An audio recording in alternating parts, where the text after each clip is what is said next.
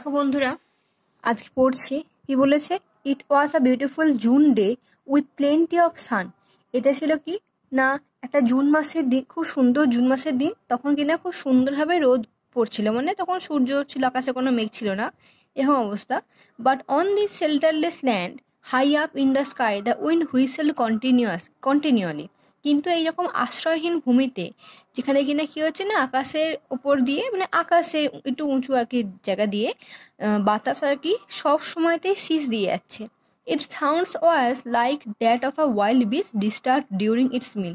আর এর শব্দটা কীরকম ছিল না, যখন কোনো বুনো পশু তার খাবারটা খায়, তখন তখন যদি তাকে ডিস্টার্ব করা হয়, তখন যেরকম সে গিয়ে আওয়াজ করে, সেরকম। I had to move my camp.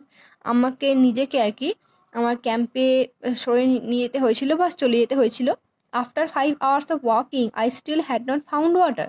5 ঘন্টা ধরে হাঁটার পরেও কিন্তু আমি তখনও পর্যন্ত জল খুঁজে পাইনি, মানে পেয়েছিলাম না।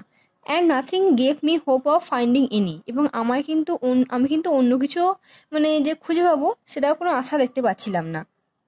এবার দেখো অ্যাক্টিভিটি 1 কি বলেছে। The narrator was speaking of his experience, মানে যে তার যে অনুভূতিটা বলেছিলেন কত দিনের আগে না, about 40 years ago. Option B, প্রায় 40 বছর আগেকার।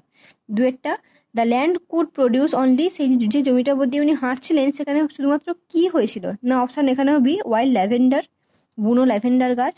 এবার তিনেরটা, the village where he was camped was inhabited by, যে গ্রামে সে গিয়েছিল আর কি, ক্যাম্প করেছিল, তাঁবু খাটিয়েছিল, সেখানে কারা ছিল? ভিলেজার্সও ছিল না, কোনো অ্যানিমালও ছিল না, নান। অপশান সি হবে, নান, কেউ না।